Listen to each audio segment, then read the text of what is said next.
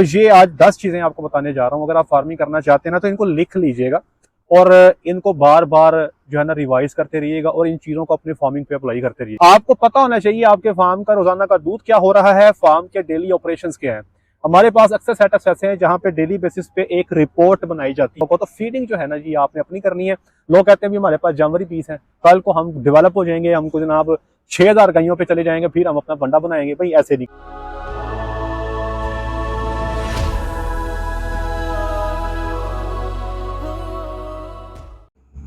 जी बिस्मिल्लाहिर्रहमानिर्रहीम, अस्सलाम वालेकुम वरहमतुल्लाहि वबरकातुहू। मेरा नाम है डॉक्टर मोहम्मद मुज़म्मिल हसन। एक नए सेशन के साथ आपकी खिदमत में हाजिर। तमाम तारीफ़ें मेरे अल्लाह के लिए। सब भाई मेरे साथ मिलकर दुरूद शरीफ पढ़ लें। अल्लाहुम्मा सल्लि अला मुहम्मदिन व अला आलि मुहम्मदिन कमा सल्लैता अला इब्राहीम व अला आलि इब्राहीम इन्नका हमीदुम मजीद। अल्लाहुम्मा बारिक अला मुहम्मदिन व अला आलि मुहम्मदिन कमा बारकता अला इब्राहीम व अला आलि इब्राहीम इन्नका हमीदुम मजीद। आज की वीडियो में आपको 10 चीज़ें बताऊंगा जो कामयाब डेयरी फार्मिंग के लिए, प्रॉफिटेबल डेयरी फार्मिंग के लिए बहुत ज़रूरी हैं। इनको आपने मिस नहीं करना। अमूमी तौर पे हमारे पास लोग आते हैं, पूछते हैं, फार्मिंग करना चाहते हैं, उनके सवाल जवाब होते हैं, बाद में पूछते हैं कि कोई एक एडवाइस कर दें। तो ये आज 10 चीज़ें आपको बताने जा रहा हूँ। अगर आप फार्मिंग करना चाहते हैं ना तो इनको लिख लीजिएगा और इनको बार बार जो है ना रिवाइज करते रहिएगा और इन चीज़ों को अपने फार्मिंग पे अप्लाई करते रहिएगा। तो मैं जल्दी जल्दी इन 10 चीज़ों को आपके सामने बयान करूँगा। सबसे पहले नंबर पे है जी प्लानिंग। डेयरी फार्मिंग में जो मैनेजर्स होते हैं ना फार्म पे, आप कॉर्पोरेट सेक्टर में चले जाएँ, कमर्शियल सेक्टर में चले जाएँ, बाकायदा लाखों रुपया सैलरी पे मैनेजर्स रखे जाते हैं। अब आप हैरान होंगे कि जो फार्म मैनेजर होता है ना वो इट सेल्फ फार्म के ऑपरेशंस को हाथ से नहीं कर रहा होता, वो इंजेक्शन हाथ से नहीं लगा रहा होता, वो इंसेमिनेशन हाथ से नहीं कर रहा होता, लेकिन वो फार्म के ऑपरेशंस को इफेक्टिवली करवाने में और फार्म की जो प्लानिंग है उसको करने में उसकी एक कलीदी अहमियत है।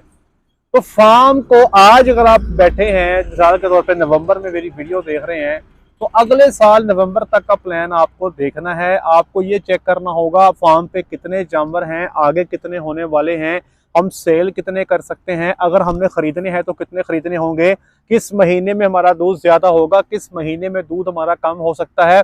हमने आज देखना है कि 6 महीने बाद जो ट्रबल आने वाली है उसका इलाज हमने आज करना है। तो प्लानिंग बहुत जरूरी है। आप बिजनेस स्टार्ट करना चाहते हो तब भी प्लानिंग है। अगर आप बिजनेस कर रहे हैं और आज आप बैठे मेरी वीडियो सुन रहे हैं तो आज बैठ के अपना 1 साल का प्लान तैयार कर लें। मुकम्मल तौर पे नोट कर लें कि आगे हमारे पास आने वाले चैलेंजेस क्या होंगे और उन चैलेंजेस को हमने कैसे निपटना है, कौन से महीने अगले साल आने वाले मुश्किल होंगे, उनको हमने उन मुश्किलात का तदारक कैसे करना है। तो प्लानिंग जो है आप ज़रूर करें, बार बार करें और अपने प्लान्स को रिविजिट करते रहें और रिवाइज करते रहें। दूसरे तौर नंबर पे जो इम्पोर्टेंट चीज़ है जी वो है आपका टाइम। सर आप पाकिस्तान में हैं, आप पाकिस्तान में नहीं हैं, आप ओवरसीज पाकिस्तानी हैं, आप डेयरी फार्म पे जाते हैं, आप डेयरी फार्म पे फिजिकली नहीं जाते, आपको टाइम देना पड़ेगा, डेयरी फार्म को एंगेज करना पड़ेगा। ये बहुत ज़रूरी है।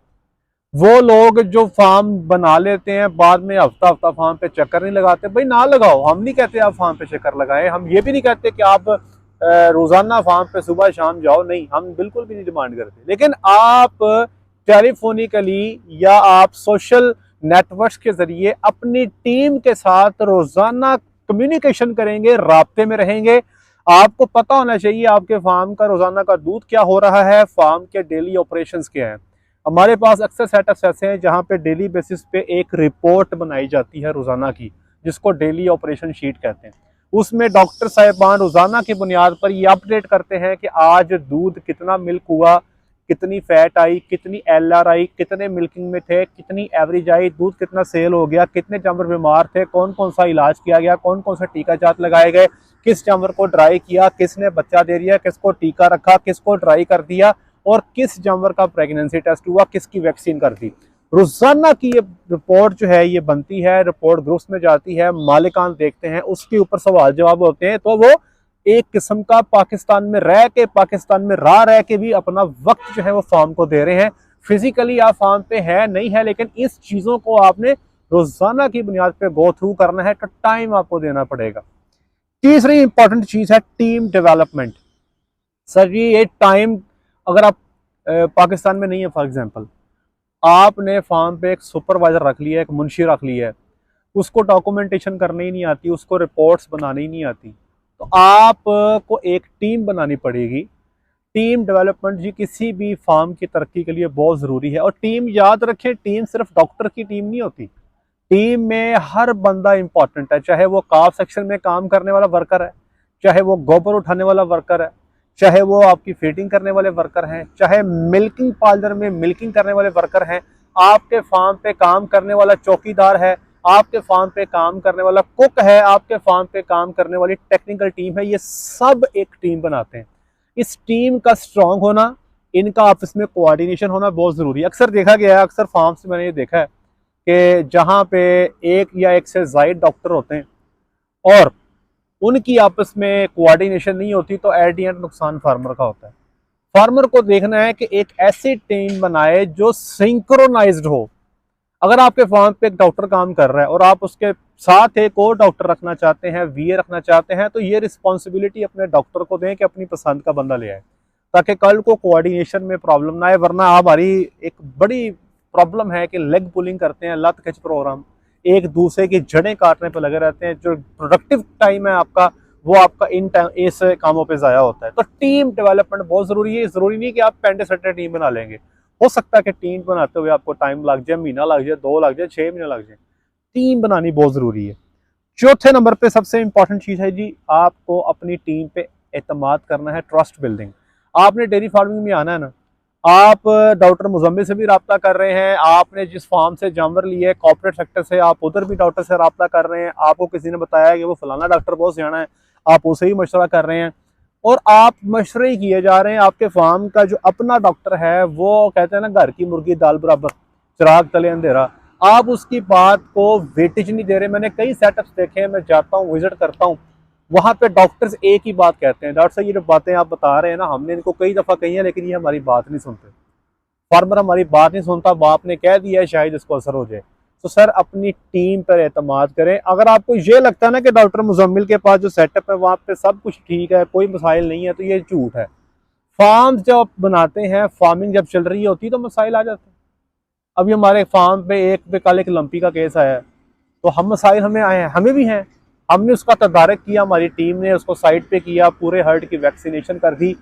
जो एक जो बेसिकली जो हमारा करने वाला काम हम वो करते हैं, मुश्किलात आती हैं, उन मुश्किलात से निकलने के लिए जो हमें स्टेप लेने हैं वो हम लेते हैं।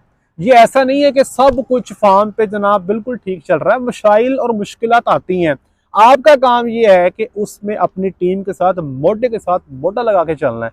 मैंने कई फार्मर देखे हैं, उनके फार्म पे 6 महीनों में 4 डॉक्टर चेंज हो जाते हैं, साल में 3 डॉक्टर चेंज हो जाते हैं। डॉक्टर साहब आते हैं, फटा बन जाता, आपस में क्लैशेस होते हैं, डॉक्टर साहब बोरी बेसा चको नाज जो, फिर नया डॉक्टर ढूंढने लग गए। तो ये ऐसे जो है ना फार्म नहीं चलेगा। थोड़ा सा एतमाद रखें और डेयरी में याद रखिएगा रिजल्ट्स प्रोड्यूस होने में टाइम लगता है।